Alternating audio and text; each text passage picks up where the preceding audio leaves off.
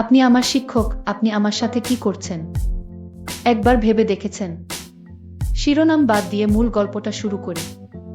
আমার বাবা আমাকে পড়ানোর জন্য একজন লজিং মাস্টার রাখলেন। সেই লজিং মাস্টারের নাম সুবোধ। আমি ক্লাস 9-এ, আর আমার ভাই 7-এ পড়ে। আমরা মাস্টারকে দাদা বলে সম্বোধন করতাম। মাস্টারদা আমাকে ঝর্ণা আর আমার ভাইকে রাব্বি বলে ডাকত। মাস্টারদা পড়ালেখায় খুব ভালো ছিল। তার সুনাম অনেক ছাত্রছাত্রীদের মুখে। আর তাই তো বাবা সেই মাস্টারদাকে আমাদের বাড়িতে লজিং রাখলেন।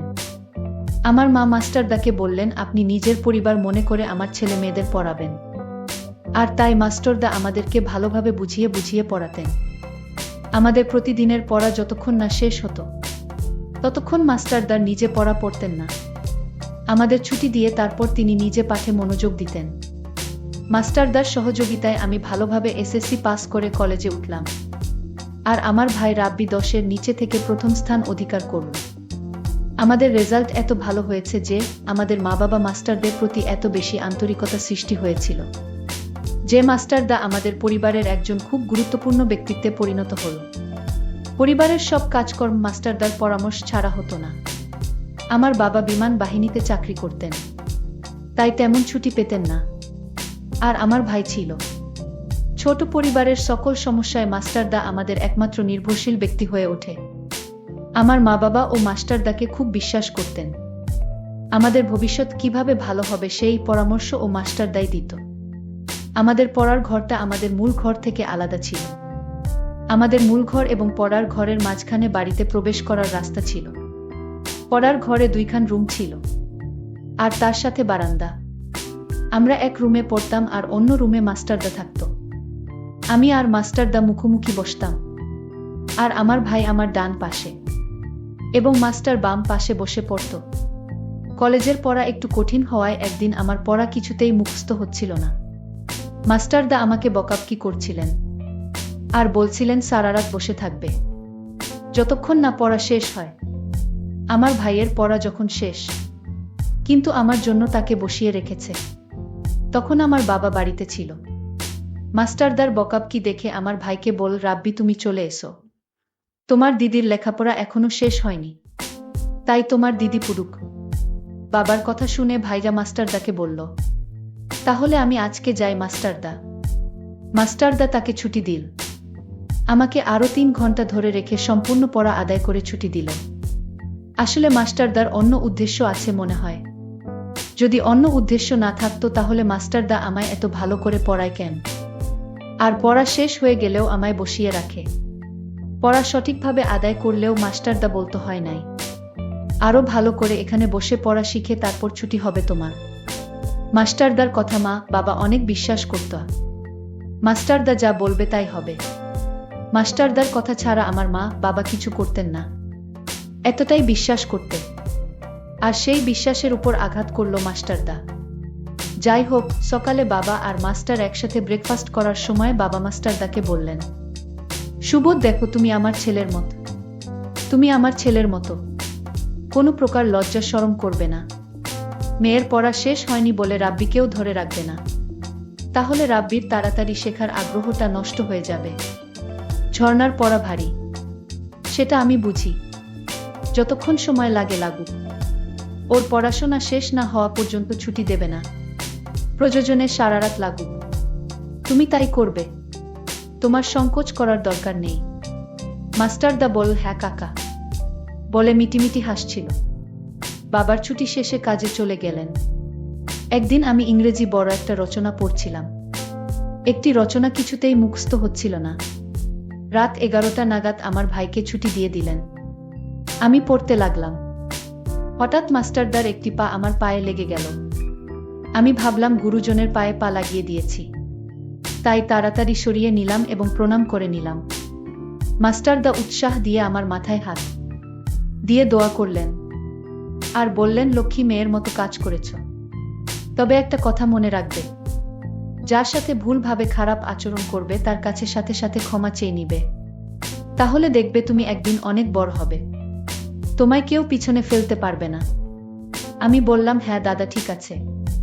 আমি মাস্টারদাকে দেখলাম আমার প্রতি এক অন্যরকম দৃষ্টিতে তাকিয়ে আছে। মাস্টারদা আমার দিকে এমনভাবে তাকিয়ে আছে আমি পড়তে পারছি না। আমার কণ্ঠরোধ হয়ে আসছে, গলাটা ভাঙা ভাঙা হয়ে গেছে। পড়ার দিকে একটু মনোযোগ দিতে পারছিলাম না। তারপরও সহ্য করে বসেছিলাম। আমি মাস্টারদাকে প্রশ্ন করলাম, আপনি এভাবে তাকিয়ে কি দেখছেন? আমি তোমার মাঝে এমন কিছু দেখেছি যা শুধু দেখা যায় বলা যায় না। মাস্টারদার কথা আমি কিছুই বুঝিনি। আমি অবাক হয়ে গেলাম। আমি মাস্টারদাকে বললাম, আজ আমি পড়ব না, আমি চলে যাই। মাস্টারদার তাকানো আমার কাছে কেমন যেন অদ্ভুত লাগছে। সেদিনের মতো মাস্টারদা পড়া শেষ করল। সেদিন আমার পড়া শেষ না হলেও আমাদের দুজনকে একসাথে ছুটি দিয়ে দিল। মাস্টারের নজরটা আমার কাছে কেমন জানি মনে হলো। পরের দিন ছিল সাপ্তাহিক ছুটির দিন। সকালে যথারীতি আমরা দুই ভাইবোন পড়তে বসলাম। আমার কেমন যেন লজ্জা লজ্জা লাগছিল। মাঝে মাঝে মুচকি হাসি আসছিল। আমার ভাই একবার বলেই ফেল, দিদি হাসছিস কেন? আমি তাকে ধমক দিলাম। সাথে সাথে মাস্টার তাও একটু থামতে রাব্বির কথা বন্ধ করে দিল। আমি হাঁপিয়ে বাঁচলাম। এর মধ্যেই আমার কলমের কালি শেষ। আর কলম ছিল না। তাই মাস্টারদা রাব্বিকে কিছু টাকা দিয়ে আদেশ করে বলল, রাব্বি যাও তো দোকানে একটা কলম নিয়ে এসো। দোকানে যাওয়ার আদেশ পেয়ে খুশিতে নাচতে নাচতে রাব্বি চলে গেল। রাব্বি চলে যেতেই মাস্টারদা রাব্বির পেন্সিলটা আমাকে দিয়ে অঙ্ক বোঝানোর বাহানা নিয়ে আমার পাশে এসে বসল।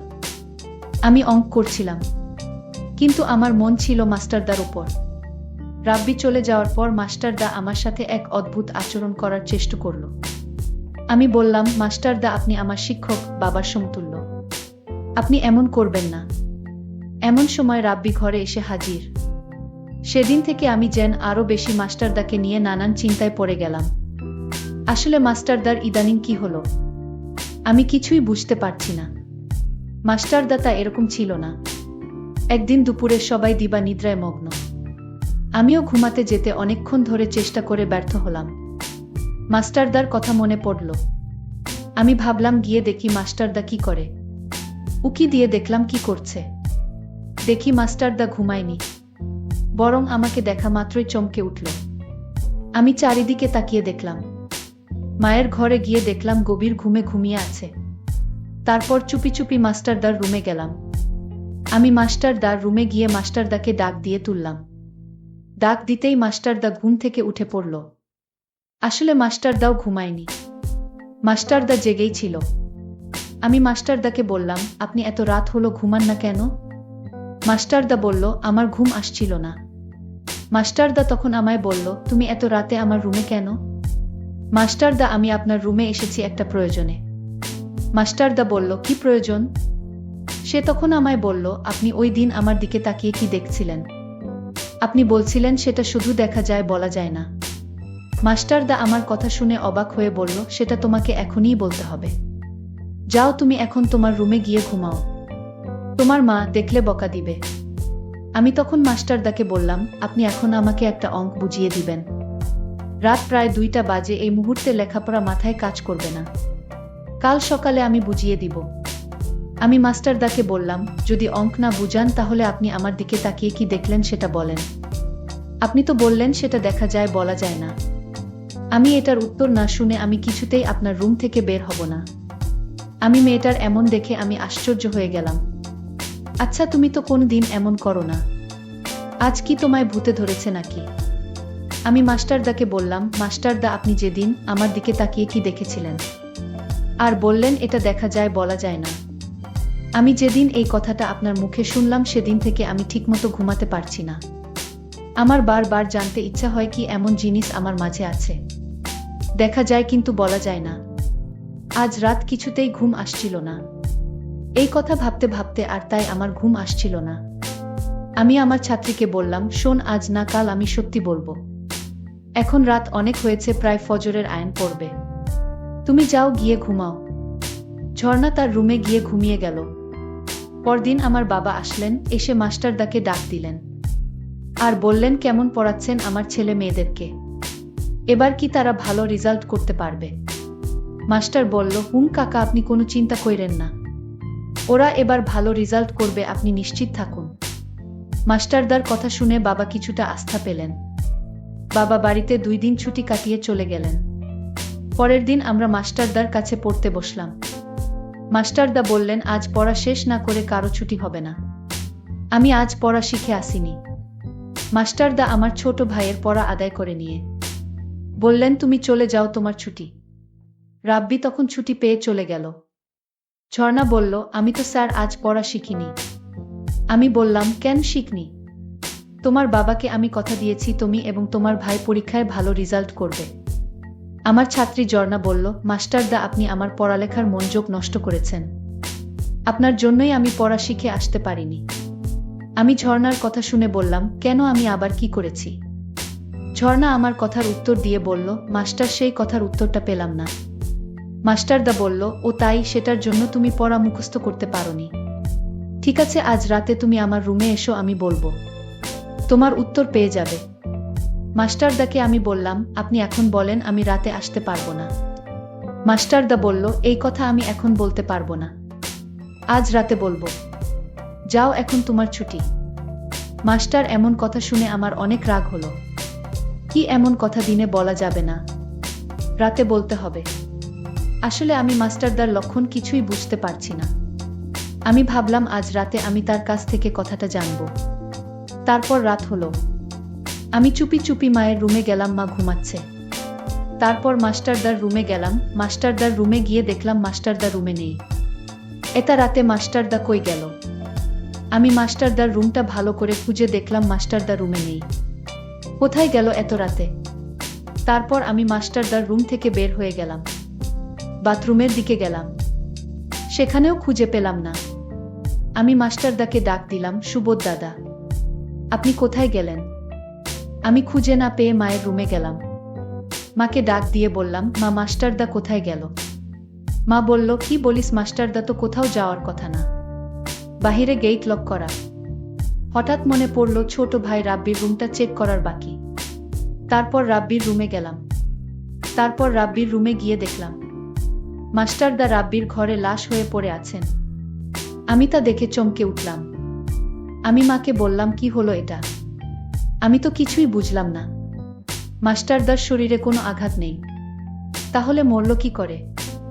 আমার ছোট ভাইটা বিছানা থেকে উঠে বলল, আমি সব জানি, মাস্টারদা কিভাবে মারা গেছে। রাব্বিকে জিজ্ঞেস করলাম, কিভাবে মারা গেছে বল। রাব্বি তখন যা বলেছিল তা শুনে আমার আত্মাটা কেঁপে উঠল। রাব্বি বলল, মাস্টারদা মরার আগে আমার রুমে এসে আমায় ডাক দিয়ে বলল আমি দরজাটা খুলতে। আমি দরজাটা খুলে দিতেই মাস্টারদা আমার রুমে আসলো। তারপর আমায় বলল, আজ আমার মেয়ের আত্মা কিছুতেই আমায় ছাড়বে না, আমাকে আজ মেরেই ফেলবে। মাস্টারদাকে আমি বললাম, কই আপনার মেয়ে? মাস্টারদা বলল, আমি দেখতে পাচ্ছি, তুই দেখতে পারবি না। তুই তোর আপুকে বলিস। আমি তোর আপুর দিকে তাকিয়ে থাকতাম, কারণ তোর আপুর চেহারায় আমার মেয়ের আত্মাকে দেখতে পেতাম।